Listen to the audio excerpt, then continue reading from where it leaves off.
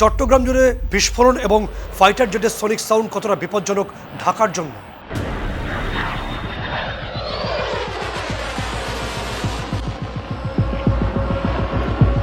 ঢাকার সেনানিবাসে কেন মুক্তিযুদ্ধের মশাল নিভিয়ে দেওয়া হলো? রংপুর ডিভিশন নিয়ে কেন চিন্তা বাড়ছে ঢাকা? ইন্দো বাংলাদেশ সীমান্তে কেন মিলিটারাইজড হাইওয়ে বাড়াচ্ছে নয়াদিল্লি?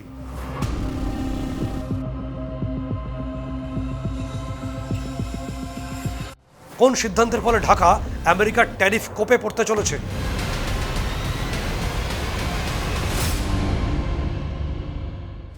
নমস্কার, আমি সত্যজিৎ মুখোপাধ্যায়। জয় হিন্দের এই এপিসোডে আপনাদের প্রত্যেককে অনেক স্বাগত। জুলাই মাসে রাত যত গভীর হবে তত আমাদের চোখ আটকে যাবে টিভির স্ক্রিনে বা মোবাইলের স্ক্রিনে।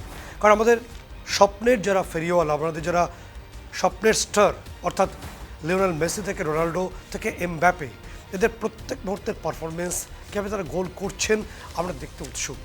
আমরা প্রত্যেক মুহূর্তে তাদের সেই ম্যাজিকটা দেখতে চাই, যে ম্যাজিকটা গোল হওয়ার সঙ্গে সঙ্গে একটা অদ্ভুত উন্মাদনা তৈরি হয় না, সেই মুহূর্তে ম্যাজিক। কিন্তু 90 মিনিটের খেলায় ফুটবল মাঠে যে ম্যাজিক, যে খেলাটা হয়, তার পাশাপাশি আরও একটা খেলা শুরু হয়েছে।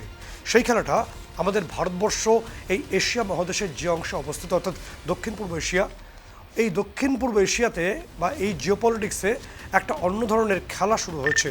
এবং এই খেলা আবার কোনো কোচ নেই, অর্থাৎ যিনি ফাউল হলে সেটাকে ট্র্যাক করবেন, ধরবেন, এরকম কোনো পদ্ধতি নেই। পরিবর্তে এই খেলায় যদি সামান্য ভুল হয় তাহলে বড় ধরনের গোল আপনি খেয়ে যেতে পারেন, সেই সম্ভাবনা অত্যন্ত তীব্র হচ্ছে। সেই খেলাটা কি? সেই খেলাটা বোঝার আগে এটা বুঝে নিতে হবে ভারতবর্ষের ওয়েস্টার্ন পার্ট, অর্থাৎ পাকিস্তান বর্ডারে কি ঘটছে। আমাদের সমর বিশেষজ্ঞরা যেটা চাইতেন সেই বিষয়টাই বোধহয় এতদিনে ঘটেছে পাকিস্তানের ক্ষেত্রে। ওয়ার স্ট্র্যাটেজিস্টরা মনে করতেন যে পাকিস্তানের জন্য একটা পার্মানেন্ট ওয়ার ফ্রন্ট প্রয়োজন, সেটা হয়ে গেছে। কিভাবে হচ্ছে? পাকিস্তান একদম দুঃসাহসিকভাবে আফগানিস্তানের যে প্রাদেশিক অংশ আছে বা আফগানিস্তানের সীমান্তবর্তী যে অংশগুলো আছে, পাকতিকা সহ একাধিক অংশে ব্যাপকভাবে এয়ার স্ট্রাইক চালায়।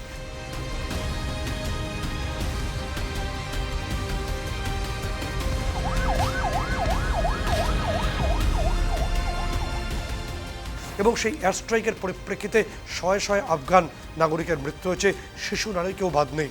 এরপরই যে ছবিটা উঠে আসে তা হলো আফগান তালিবানের তরফ থেকে সরাসরি হুঁশিয়ারি দেওয়া হচ্ছে পাকিস্তানকে। তারা বলেছে তারা অতি দ্রুত পাকিস্তানের ল্যান্ড বর্ডার অতিক্রম করে পাকিস্তানে ঢুকে সেখানে মারবে। এবং তালিবান যখন যে কথা তারা বলে তার থেকে ওটা সরে আসে এমন উদাহরণ পৃথিবীর ইতিহাসে নেই। ফলে পাকিস্তান আতঙ্কিত। এবং তালিবানের এই হুঁশিয়ারির পর যে ছবিটা আমরা দেখছি তা হলো করাচিতে, সেখানে পাক রেঞ্জার্সের যে হেডকোয়ার্টার আছে সেখানে ভয়ানক বিস্ফোরণ ঘটেছে। হেডকোয়ার্টার প্রায় ধূলিসাৎ হয়ে গেছে, প্রচুর পাক রেঞ্জার্সের মৃত্যু হয়েছে এবং বিদ্রোহীদের হাতে এই ঘটনাটা ঘটেছে বলে একাধিক গোয়েন্দা রিপোর্ট আসছে। যদিও ইসলামাবাদ বলছে যে এই ঘটনার সঙ্গে দিল্লি জড়িয়ে, পুরনো অশোক ইসলামাবাদের এটা, কারণ ভারত কখনোই কোনো হিংসাশ্রয়ী বা হিংসাত্মক ঘটনাকে প্রশ্রয় দেয় না। মোটামুটি পাকিস্তানকে বস্তাবন্দি করার যে খেলাটা শুরু হয়েছিল সেই খেলাটা এখন একটা দিকে যাচ্ছে বলে সমর বিশেষজ্ঞরা মনে করছেন। কিন্তু আজকের এপিসোড শুরু করার সময় আমি যে তথ্যের কথা আপনাদের বলছিলাম, যে আমাদের এই দক্ষিণ পূর্ব এশিয়াতে একটা খেলা শুরু হয়েছে এবং সেই খেলাটা শুরু হয়েছে আমাদের পূর্ব সীমান্তে, অর্থাৎ ইন্দো বাংলাদেশ সীমান্তে বলে বিশেষজ্ঞরা মনে করছেন। এবং ভারতবর্ষের আচ্ছাদনে থাকা একটি দেশ বাংলাদেশ, ছোট্ট একটি দেশ, সেই দেশের অভ্যন্তর থেকে সেই খেলাটা শুরু হয়েছে বলে ওয়ার স্ট্র্যাটেজিস্টরা তথ্য পাচ্ছেন, গোয়েন্দারা তথ্য পাচ্ছেন। এবং গত বেশ কয়েক সপ্তাহ ধরে বাংলাদেশের রাজনৈতিক প্রেক্ষাপটে, তাদের অভ্যন্তরে, তাদের সেনাবাহিনীর ভেতরে এমন কিছু ঘটেছে যেটা ভারতের জন্য ভয়ঙ্কর ছবি আগামী দিনে বহন করতে পারে বলে আমাদের ন্যাশনাল সিকিউরিটির সঙ্গে যারা জড়িয়ে আছেন তারা মনে করছেন।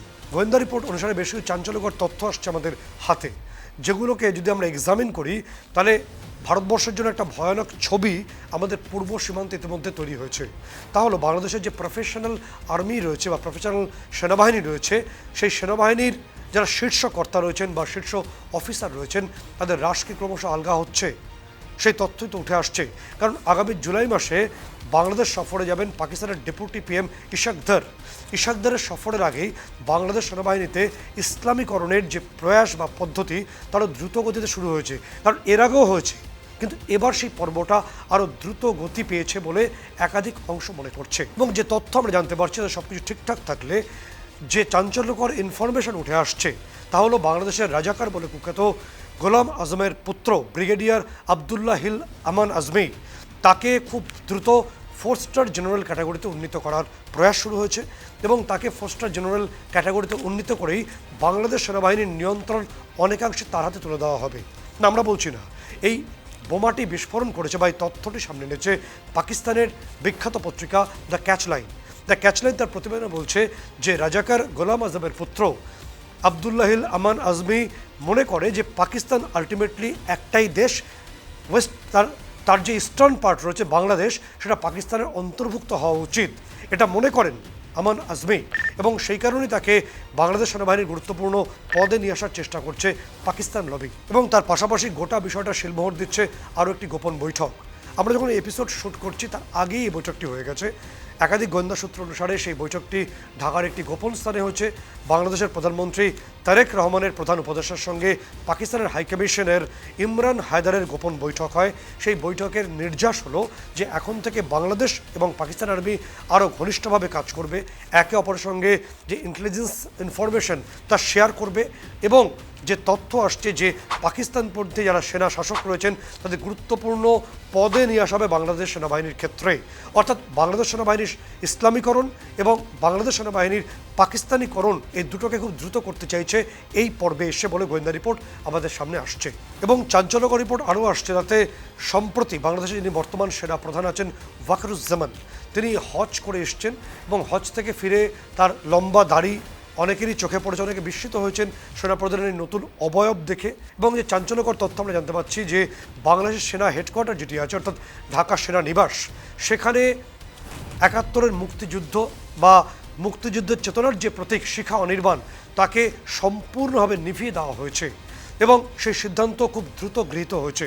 এবং যেটা মনে করা হচ্ছে যে শিখা অনির্বাণ বা এই যে মুক্তিযুদ্ধের যে প্রতীক তা মূলত বাংলাদেশ সেনাবাহিনীর মধ্যে মুক্তিযুদ্ধের চেতনাকে প্রত্যেকদিন জাগরুক রাখত বা জাগ্রত করত।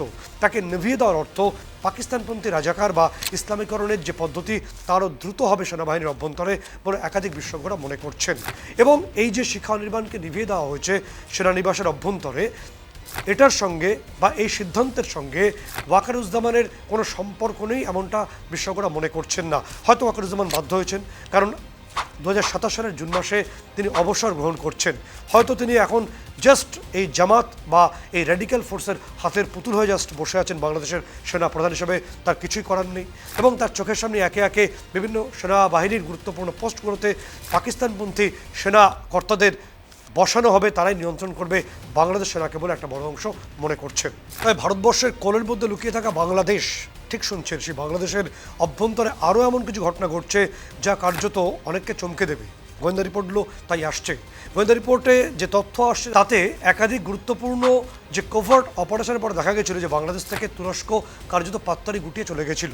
কিন্তু সম্প্রতি গোয়েন্দারা দেখছেন যে তুরস্কের যে ইন্টেলিজেন্স এজেন্সি MIT তারা নতুন করে বাংলাদেশে বা ঢাকা এবং সংলগ্ন অংশে সক্রিয় হয়েছে। তাতেও গুরুত্বপূর্ণ এবং চাঞ্চল্যকর তথ্য হলো তুরস্কের যে প্রাইভেট মিলিটারি কোম্পানি রয়েছে সাদাত, এই সাদাতের একাধিক গুরুত্বপূর্ণ অফিসার এবং তাদের কর্তাদের ঢাকার বিভিন্ন অংশে তাদের ফিজিক্যাল এভিডেন্স ইতিমধ্যে আমাদের গোয়েন্দাদের হাতে চলে এসছে।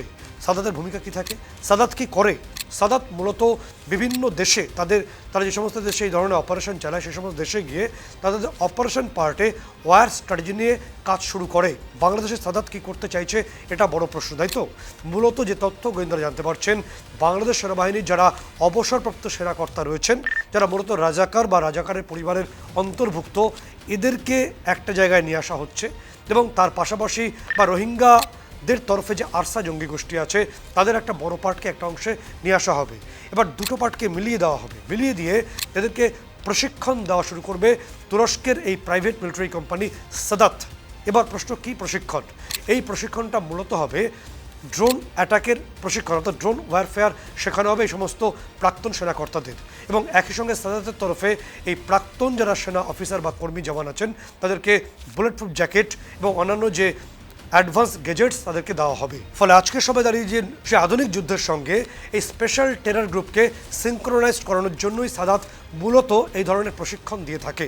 এবং গোয়েন্দা সূত্রে আমরা জানতে পারছি যে ইন্দো বাংলাদেশ সীমান্তবর্তী অংশ অর্থাৎ বাংলাদেশ সীমান্তে তুরস্ক একাধিক সোয়ার্ম ড্রোন উৎপাদনের যে প্ল্যান্ট তারা তৈরি করছে, অর্থাৎ ড্রোন উৎপাদিত হবে এবং এই যে স্পেশাল টেরার গ্রুপ সাদাতের মাধ্যমে তৈরি হবে, তাদের সেই সোয়ার্ম ড্রোন তারা তুলে দেবে এবং আক্রমণের লক্ষ্য ভাগে থাকবে ভারতবর্ষ। এটা গোয়েন্দারা জানতে পেরেছেন এবং সেই গোপন তথ্য আমাদের হাতে ইতিমধ্যে চলেও এসছে। দ্বিতীয় ছবি বাংলাদেশের হাসিনা পরবর্তী খোলা ময়দান, এবং সেই ময়দানে যেমন পাকিস্তান খেলতে নেমেছে, তুরস্ক এসে পৌঁছেছে, সেই ময়দানে ইতিমধ্যে খেলতে নেমেছে পৃথিবীর আরও একটি বড় রাষ্ট্র, বৃহৎ রাষ্ট্র চীন। গত 26শে জুন বাংলাদেশের প্রধানমন্ত্রী তারেক রহমান তিনি চীন সফরে গেছিলেন, সেখানে তিনি একাধিক বৈঠক করেছেন এবং সেই বৈঠকের পরিপ্রেক্ষিতে মোটামুটি 3টি গুরুত্বপূর্ণ চুক্তি বাংলাদেশ করতে চলেছে বা তার প্রারম্ভিক সূচনা পর্ব ইতিমধ্যে সেটা অনেকটাই এগিয়ে গেছে।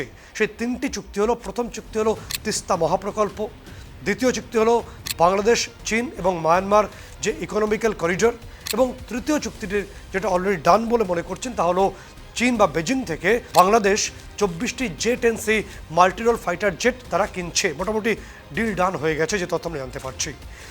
এবার যে চুক্তিগুলো হচ্ছে সেটা নিয়ে একটু বলা প্রয়োজন, যে তিস্তা মহাপ্রকল্প, এর মধ্যে স্যাটেলাইট সিটি থাকবে, অনেকগুলো প্রজেক্ট আছে। এটা তো সামনের ছবি, কিন্তু তার যে পেছনের দিকের ছবিটা আছে সেটা ভারতবর্ষের জন্য ভয়ঙ্কর বলে ওয়ার স্ট্র্যাটেজিস্টরা মনে করছেন। এবং এই যে চীন, মায়ানমার, বাংলাদেশ যে ইকোনমিক্যাল করিডর, যে এই গেমটা চীন বারংবার খেলেছে সারা পৃথিবীর বিভিন্ন অংশে, যেমন পাকিস্তানও তারা সিপ্যাক যে করিডর বানিয়েছিল সেটা আলটিমেটলি বালুচিস্তান বিদ্রোহের জন্য কার্যত মুখ থুবড়ে পড়েছে। এবার নতুন করে তারা পূর্ব সীমান্তে এই সড়ক পথ বানাতে চাইছে ইকোনমিক্যাল করিডরের নামে, কার্যত ভারতকে ঘিরে দেওয়ার একটা পরিকল্পনা বলে অনেকে মনে করছেন। এই চুক্তিগুলোর ভয়াবহ রূপ কি? ভয়াবহ রূপ যেটা আমরা যদি একটু অন্যভাবে দেখি, এটা মনে করা হয় যে চীনা ওয়ার স্ট্র্যাটেজিস্ট সঞ্জুর পরিকল্পনা অনুসারে চীন এখনও পর্যন্ত চলে এবং যেখানে চীনের কোনো ডেভেলপমেন্টের কাজ শুরু হয়, প্রজেক্ট শুরু হয়, সেখানে ঘুর পথে চীনা লিবারেশন আর্মি অর্থাৎ পিপলস লিবারেশন আর্মি বা PLA তারা অনুপ্রবেশ করে বা প্রবেশ করে এবং সাধারণ মানুষের সঙ্গে মিশে চীনা আর্মি তাদের মূল অ্যাক্টিভিটিস শুরু করে। পৃথিবীর বিভিন্ন অংশে এভাবেই চীনা আর্মি নিজেদেরকে বিস্তৃত করছে বলে সমর বিশেষজ্ঞরা মনে করেন। তাহলে সেই অর্থ দেখতে গেলে আমাদের চিকেন স্নেক আমাদের জন্য সংবেদনশীল একটা অংশ বলে আমরা মনে করি। সেই চিকেন স্নেক সংলগ্ন অংশ হলো বাংলাদেশের লালমনিরহাট, এবং এই লালমনিরহাটে ইতিমধ্যে এয়ারবেস বা তাদের এয়ারপোর্ট তৈরি করছে বাংলাদেশ, এবং সেখানে আমাদের গোয়েন্দারা দেখতে পেয়েছেন যে চীনা অর্থাৎ চীনের পিপলস লিবারেশন আর্মি বা চীনা আর্মির গুপ্ত পদচারণা আমাদের গোয়েন্দারা জানতে পেরেছেন। এবার তাহলে আর একটা ছবি কী হচ্ছে এই তিস্তা মহাপ্রকল্পকে ঘিরে, তাহলে আমাদের কলকাতা পোর্ট থেকে খুব বেশি দূরে নয় বাংলাদেশের মংলা পোর্ট, এবং এই তিস্তা মহাপ্রকল্পের হাত ধরেই ওখানেও চীনের আর্মি অর্থাৎ চীনা আর্মি বা চীনা সেনাবাহিনী তাদের পদচারণার ছবি আমরা খুব দ্রুত দেখতে পাবো। তাহলে একটা বড় অংশ জুড়ে চীন আস্তে আস্তে ভারতীয় ভূখণ্ডের অংশ থেকেই ঘেরার পরিকল্পনা এগোচ্ছে কি, এই প্রশ্ন বিভিন্ন অংশ থেকে এখন উঠে আসছে। তাহলে অশনি সংকেত, এই সম্ভাব্য বিপদ থেকে আমাদের মুক্তির পথ কি? একাধিক পদ্ধতি উঠে এসছে। সবার আগে এটা ভাবতে হবে যে আমাদের সবথেকে অর্থাৎ ভারতবর্ষের সবথেকে সংবেদনশীল অংশ হলো তার চিকেন স্নেক, মাত্র 22 কিলোমিটার চওড়া এই অংশটি। এটি ভারতবর্ষের সবথেকে সেন্সিটিভ এরিয়া, এটাকে চওড়া করতে হবে। এক্ষেত্রে সেন্টার ফর পলিসি রিসার্চের অধ্যাপক এবং ভারতবর্ষের ন্যাশনাল সিকিউরিটি অ্যাডভাইজিং কমিটির প্রাক্তন মেম্বার ভারত কর্নাডের একটি বক্তব্য অত্যন্ত গুরুত্বপূর্ণ, তার রিসার্চটা ভীষণ গুরুত্বপূর্ণ। কি বলেছেন ভারত কর্নাড? তিনি বলেছেন যে আমাদের চিকেন স্নেককে চওড়া করতে হবে, এটা একমাত্র পথ, এছাড়া অন্য কোনো পথ নেই, এবং এই পথটাকে অ্যাডপ্ট করতে গেলে দুটি পথ অবলম্বন করতে হবে। ভারত কর্নাড বলছেন যে চিকেন স্নেককে চওড়া করতে গেলে রংপুর ডিভিশনকে কেনার বিষয়ে বাংলাদেশকে প্রস্তাব দিতে হবে নয়াদিল্লির, অর্থাৎ বোটের ওপর রংপুর কিনে নিতে হবে। রংপুরের হাতে রয়েছে 1685 বর্গ কিলোমিটার। এই অংশটা যদি আমাদের হাতে চলে আসে তাহলে অসমের সঙ্গে যুক্ত হবে, অর্থাৎ চিকেন স্নেকের যে সরু অংশ অর্থাৎ সরু হয়ে আসা যে অংশটি, সেটি আর ভারতের ক্ষেত্রে কোনো প্রবলেম থাকবে না, অনেক চওড়া অংশ আমরা পেয়ে যাব, অর্থাৎ চিকেন স্নেকের প্রবলেম আমাদের কাছে মিটে যাবে। কেন বাংলাদেশ নেবে তার ব্যাখ্যা তিনি দিচ্ছেন যে বাংলাদেশের ঘাড়ে এই মুহূর্তে রয়েছে $10,400 কোটি ধার, এবং এই ধার প্রত্যেক দিন বাংলাদেশকে একটু একটু করে পিছিয়ে দিচ্ছে। এই রংপুর ডিভিশন যদি আমরা কিনে নিই তাহলে বাংলাদেশ হাতে পাবে ভারতের থেকে প্রায় $2,000 কোটি, ফলে এই বিপুল পরিমাণ অর্থে এই মুহূর্তে বাংলাদেশকে ব্যাপকভাবে অক্সিজেন যোগাবে। এটাকে ভারত কর্নাড বলছেন লুজিয়ানা ডিল, যেভাবে আমেরিকা ফ্রান্সের কাছ থেকে লুজিয়ানাকে কিনে নিয়েছিল নিজেদের সামরিক শক্তিকে বাড়ানোর জন্য, নিজেদেরকে আরও সিকিউর করার জন্য। এই লুজিয়ানা ডিল ইতিহাস খ্যাত, এটা ওয়ার স্ট্র্যাটেজির জন্য বিখ্যাত রয়েছে এবং বিভিন্ন ক্ষেত্রে এটা বিভিন্ন অংশ বা বিভিন্ন দেশ এটাকে মেনে চলে। ফলে লুজিয়ানা ডিলকে অনুসরণ করেই রংপুর ডিভিশন ভারত কিনে নিতে পারে ভারতের সিকিউরিটির জন্য। দ্বিতীয়ত যেটা ভারত কর্নাড বলছেন যে যদি প্রথম পদক্ষেপে কাজ না হয় তাহলে দ্বিতীয় পদক্ষেপে আঙুলটাকে একটু বাঁকা করে এই পদ্ধতিটা করতে হবে এবং সেক্ষেত্রে ভারতের শক্তি সামর্থ্য যথেষ্ট আছে বলেই ভারত কর্নাড মনে করেন। ফলে এক্ষেত্রে রংপুর ডিভিশনকে আমাদের অদূর ভবিষ্যতে আমাদের সঙ্গে ইনক্লুড করতে হবে, এটা অন্যতম পদ্ধতি বলে মনে করছেন একাধিক বিশেষজ্ঞ। যখন আমরা এপিসোড শ্যুট করছি তখন বাংলাদেশ সম্পর্কে চাঞ্চল্যকর তথ্য আমাদের কাছে পৌঁছচ্ছে, অর্থাৎ রংপুর ডিভিশনের পাশাপাশি ব্যাপকভাবে উত্তেজনা চলেছে বাংলাদেশের দক্ষিণ প্রান্ত, দক্ষিণ সীমান্ত জুড়েও, অর্থাৎ চট্টগ্রাম এবং তার বিস্তীর্ণ অংশ, অর্থাৎ 3টি জেলা বান্দরবান, রাঙামাটি এবং খাগড়াছড়ি, এবং এই 3টি জেলা থেকেই যুদ্ধ বিমানের সোনিক সাউন্ড ব্যাপকভাবে শোনা যাচ্ছে। প্রাথমিকভাবে তথ্য যেটা আসছিল যে সংলগ্ন মায়ানমারের মংডু শহরে ব্যাপক এয়ার স্ট্রাইক শুরু হয়েছে এবং সেখানকার শব্দ, কিন্তু পরবর্তী সময় ভুলটা ভেঙে যায়, কারণ মায়ানমারের বিদ্রোহের আজকে পড়েছে চট্টগ্রামের অভ্যন্তরেও, কারণ চট্টগ্রামে ইতিমধ্যে 3টি জেলাতে বিদ্রোহীরা রাস্তায় নেমে পড়েছেন। বাংলাদেশের আধা সামরিক এবং সামরিক বাহিনীর জওয়ানরা চেষ্টা করছে নিয়ন্ত্রণ করার। গোলাগুলি উভয় পক্ষের মধ্যে চলেছে বলে বিভিন্ন গোয়েন্দা রিপোর্ট আমরা জানতে পারছি, এবং ইতিমধ্যেই মেহেদি হাসান নামে একজন কর্নেল র্যাঙ্কের অফিসারকে গুরুতর আহত অবস্থায় তাকে এয়ার লিফটের মাধ্যমে ঢাকায় নিয়ে যাওয়া হয়েছে। যে তথ্য আমরা শেষ পর্যন্ত হাতে পারছি তা হলো বিদ্রোহীরা রাস্তায় নেমে ফেনী ট্র্যাক থেকে আলাদা অংশের দাবি করছে, যা ঢাকার কাছে অত্যন্ত ভয়ঙ্কর ছবি হতে পারে বলে একটা বড় অংশের গোয়েন্দারা মনে করছেন। আমাদের চিকেন স্নেককে সুরক্ষিত রাখার জন্য ব্যাপকভাবে ইন্ডিয়ান আর্মি সেখানে মোতায়েন রয়েছে, আমাদের এয়ারফোর্স রয়েছে, আমাদের স্পেশাল ফোর্স সেখানে মোতায়েন রয়েছে। এছাড়াও আমাদের তরফে যে স্পেশাল ডিসিশন নেওয়া হয়েছে তা হলো আমাদের উত্তর দিনাজপুর থেকে বাগডোগরা পর্যন্ত আন্ডারগ্রাউন্ড রেলওয়ে আমরা তৈরি করছি, অর্থাৎ রেল ট্র্যাক তৈরি করছি। কেন তৈরি করছি এবং দ্রুততার কাজ চলছে, এটা তৈরি করার কারণ হলো যদি কোনো যুদ্ধকালীন পরিস্থিতি তৈরিও হয়ে যায় তাহলে আমাদের মিলিটারি লজিস্টিক, অর্থাৎ আমাদের সেনা, আমাদের রসদ, আমাদের অস্ত্র যাতে কোনোভাবে যেতে সমস্যা না হয়, তাই জন্য এই আন্ডারগ্রাউন্ড রেল ট্র্যাক আমরা উত্তর দিনাজপুর থেকে বাগডোগরা অবধি খুব দ্রুততার সঙ্গে তৈরি করছি, এবং তার পাশাপাশি এই রেল ট্র্যাকের মাধ্যমেই সেনা রসদ পৌঁছে যাবে উত্তর পূর্বের রাজ্যের একদম সীমান্তবর্তী অংশে, অর্থাৎ একদম ড্রাগনদের সীমান্ত পর্যন্ত। এবং তার পাশাপাশি গুরুত্বপূর্ণ যে বিষয়টি হলো তা হলো এই আন্ডারগ্রাউন্ডের রেল ট্র্যাককে কোনোভাবেই কোনো স্যাটেলাইট ম্যাপের মাধ্যমে বা স্যাটেলাইট ইমেজের মাধ্যমে অথবা র্যাডারের মাধ্যমে ডিটেক্ট করা সম্ভব নয় বলেই বিশেষজ্ঞরা মনে করছেন। এবং তারও পাশাপাশি আরেকটা গুরুত্বপূর্ণ বিষয় হলো যে বাংলাদেশ যদি আমাদের চিকেন স্নেককে নিয়ে কোনো মিস অ্যাডভেঞ্চার অন্য কোনো রাষ্ট্রকে দিয়ে করতে চায় তাহলে বাংলাদেশকে মনে রাখতে হবে যে তাদের দুটো অ্যাকিল সিল আমাদের হাতে আছে, তাদের দুটো চিকেন স্নেক আমাদের নজরে আছে, একটা রংপুর ডিভিশন আর একটা ফেনী ট্র্যাক। কারণ ইতিমধ্যেই ত্রিপুরায় ব্যাপকভাবে আমরা আমাদের ফাইটার জেট মোতায়েন করেছি এবং বিপুল সেনাও সেখানে মোতায়েন করা হয়েছে। ফলে ফেনী ট্র্যাক আমাদের হাতের মুঠোর মধ্যে, রংপুরও ভারতের হাতের মুঠোর মধ্যেই আছে, এটা ঢাকা বোধহয় জানে। এছাড়াও কিছু গুরুত্বপূর্ণ সিদ্ধান্ত নেওয়া হয়েছে, যেমন উত্তরবঙ্গ থেকে একদম উত্তর 24 পরগনা পর্যন্ত যে বিস্তৃত সীমান্ত বাংলাদেশ বর্ডার আমরা শেয়ার করছি, এই বাংলাদেশ অর্থাৎ ইন্দো বাংলাদেশ বর্ডারে আমাদের পার্টে আমরা বেশ কিছু সড়ক রাস্তাকে সেগুলোকে আমরা ইতিমধ্যেই অধিগ্রহণ করেছে, আমাদের সামরিক বাহিনী অধিগ্রহণ করেছে, কেন্দ্রীয় সরকার অধিগ্রহণ করেছে, এবং সেগুলোকে মিলিটারাইজড হাইওয়ে বানানো হচ্ছে। এই মিলিটারাইজড হাইওয়ে বানানোর অর্থ কি জানেন? অর্থ হলো এখানে যুদ্ধকালীন অবস্থায় যে কোনো মুহূর্তে আমাদের যে কোনো ধরনের ফাইটার জেট অবতরণ করতে পারবে, অর্থাৎ বাংলাদেশ সীমান্তে যে কোনো সময় আমাদের ফাইটার জেটকে অবতরণ করানোর জন্য এই মিলিটারাইজড হাইওয়েগুলোকে তৈরি করা হচ্ছে। সেটা বোধহয় বুঝতে পারছে একাধিক অংশ বলে এত তাদের উদ্বেগ বাড়ছে। এছাড়া উত্তরবঙ্গের সংলগ্ন অংশে আমাদের যেমন এমআরস্যাম এয়ার ডিফেন্স অন রয়েছে, তেমনি আমাদের শিলিগুড়িতে অন থাকে সবসময় S-400, এবং S-400 রেঞ্জের মধ্যে এন্টার ঢাকা চলে আসে এবং বাংলাদেশের অন্যান্য পার্টও চলে আসে। ফলে কোনো মিস অ্যাডভেঞ্চার নতুন করে না করলেই বোধহয় মঙ্গল হবে ঢাকার ক্ষেত্রে।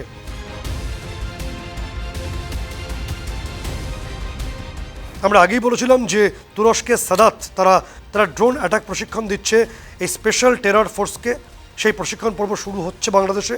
সেই কারণে ইতিমধ্যে আমরা প্ল্যানিং আমাদের সামনে আসছে এবং সেই প্ল্যানিং অনুসারেই এই ড্রোন অ্যাটাক ঠেকাতে পূর্ব সীমান্তে ভারতের প্রথম AI powered autonomous anti drone defence system বা ইন্দ্রজাল আমরা ইনস্টল করার পরিকল্পনা নিয়েছি, এবং পূর্ব সীমান্তে এই anti drone system AI based বা AI পাওয়ার্ড সেটাকে ইনস্টল করার পরিকল্পনা আমাদের ন্যাশনাল সিকিউরিটি অ্যাডভাইজারের তরফ থেকে সামনে আসছে বলে একাধিক সূত্র আমাদের কাছে কনফার্ম করছে। তবে সব কিছুর মধ্যে ঢাকাকে একটা বড় ভুল করে ফেলেছে, অন্তত যারা আন্তর্জাতিক বিষয় নিয়ে ঘাটাঘাটি করেন তারা তেমনটাই মনে করছেন। তার কারণ ঢাকা বা বাংলাদেশ চীনের সঙ্গে চুক্তির পথে এগোচ্ছে, অর্থাৎ উভয় দেশ অর্থাৎ বেজিং এবং ঢাকার এই চুক্তির পরিপ্রেক্ষিতে বেজায় চটেছে আমেরিকা, বলা বলো যে ডোনাল্ড ট্রাম্প, এবং চুক্তির পরিপ্রেক্ষিতে ইতিমধ্যে আমেরিকার তরফে বেশ কিছু বিষয়ে সিদ্ধান্ত নেওয়া হতে পারে। তার আপাত প্রতিফলন হিসেবে বেশ কিছু ছবি আমরা জানতে পারছি, কারণ ইতিমধ্যেই ভারতে নিয়োজিত রাষ্ট্রদূত অর্থাৎ মার্কিন রাষ্ট্রদূত সার্জিও গোর, এই সার্জিও গোর পেশায় ব্যবসায়ী এবং তিনি ডোনাল্ড ট্রাম্পের অত্যন্ত ঘনিষ্ঠ বলেই সবাই মনে করেন। এই সার্জিও গোর ইতিমধ্যেই ভারত সম্পর্কে একাধিক বক্তব্য সামনে এনেছেন যেগুলো ভীষণ পজিটিভ। তার পাশাপাশি তিনি প্রধানমন্ত্রী নরেন্দ্র মোদী সম্পর্কে বেশ কিছু তথ্য সামনে নিয়ে এসছেন যা অত্যন্ত পজিটিভ বলে আন্তর্জাতিক বিশেষজ্ঞরা মনে করছেন। এবং তার পাশাপাশি এই সার্জিও গোর পরবর্তী ক্ষেত্রে প্রধানমন্ত্রী নরেন্দ্র মোদীর সঙ্গে একাধিক বিষয় নিয়ে কথা বলতে ইচ্ছা প্রকাশ করেছেন। পাশাপাশি সার্জিও গোর বলেছেন যে বাংলাদেশের ঢাকায় ভারতের যিনি রাষ্ট্রদূত নিয়োজিত হয়েছেন দীনেশ ত্রিবেদী, তার সঙ্গে এবং তার মাধ্যমে তিনি বাংলাদেশ নিয়ে কাজ করার ব্যাপারেও ইচ্ছে প্রকাশ করেছেন। এক্ষেত্রে একটি প্রশ্ন সামনে আসছে, তাহলে কি আমেরিকা তাদের অবস্থান পরিবর্তন করছে বাংলাদেশকে নিয়ে? কারণ শপথ গ্রহণের পরই ডোনাল্ড ট্রাম্প মার্কিন প্রেসিডেন্ট তিনি বলেছিলেন তিনি গোটা বাংলাদেশকে দেখবেন প্রধানমন্ত্রী নরেন্দ্র মোদীর চোখ দিয়ে। তাহলে কি সেই আমেরিকার পুরনো নীতিতে আমেরিকা ফিরে যাচ্ছে তার পুরনো অবস্থানে, অর্থাৎ বাংলাদেশ সম্পর্কে আমেরিকা তার যাবতীয় নীতি নয়াদিল্লির মাধ্যমে নিতে চাইবে, যে আভাস ইতিমধ্যে সার্জিও গোর দিয়ে রেখেছেন। তার পাশাপাশি একটা আশঙ্কার ছবিও উঠে আসছে, যে মুহূর্তে চীনের সঙ্গে ঢাকা চুক্তির পথে গেছে সেই মুহূর্তে আমেরিকার তরফে যে কোনো মুহূর্তে বাংলাদেশের যে গার্মেন্টস ইন্ডাস্ট্রি আছে বা তার অন্যান্য যে বাণিজ্যিক ক্ষেত্র আছে সেই সমস্ত ক্ষেত্রে ওয়াশিংটন ডিসি বা আমেরিকা তারা একটা বৃহৎ আকারের ট্যারিফ মিসাইল দিয়ে হিট করতে পারে বাংলাদেশকে, সেই আশঙ্কা করছে বিভিন্ন মহল। তাহলে কি গোটা ছবিটা এমনটাই দাঁড়াচ্ছে যে চীনের সঙ্গে চুক্তি করে আমেরিকার রসানলে পড়তে চলেছে ঢাকা? আমেরিকার বৃহৎ আকারের ট্যারিফ থেকে বাঁচার জন্য ফের ঢাকাকে নয়াদিল্লির দ্বারস্থ হতে হবে, ত্রাতা হিসেবে বা উদ্ধারকর্তা হিসেবে ঢাকাকে ফের নয়াদিল্লির দ্বারস্থ হতে হবে। সেই ছবিটা কি ক্রমশ পরিষ্কার হবে? সময় বলবে কোন অঙ্কে কি হবে এবং কোন পরিস্থিতিতে কি ছবি উঠে আসবে। আরও গুরুত্বপূর্ণ, রেলিভেন্ট এবং অথেন্টিক ইনফরমেশন নিয়ে ফিরছি পরবর্তী এপিসোডে। ততক্ষণ পর্যন্ত আপনাদের সকলকে জয় হিন্দ।